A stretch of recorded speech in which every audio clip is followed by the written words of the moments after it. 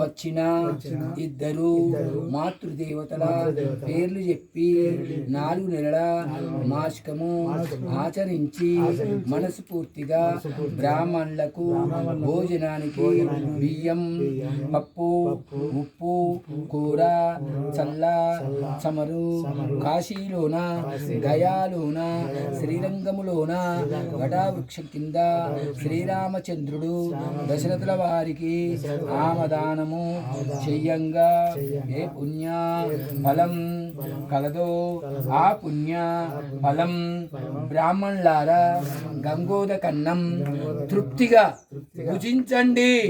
దక్షిణాధానం తుభ్యం సంప్రతే నమ రూపేబండేది అడ్లవేంద ఇండ్లవేంద సర్వనీసుడినో భవంతు. 3 ఆయనే తరిమిన చేతులు పెట్టిన ఆయన అయం ముహూర్త సుముహూర్తమస్తు. దండం పెట్టుకోండి, పంచముడి ఇప్పండి. బియ్యం పోస్తాను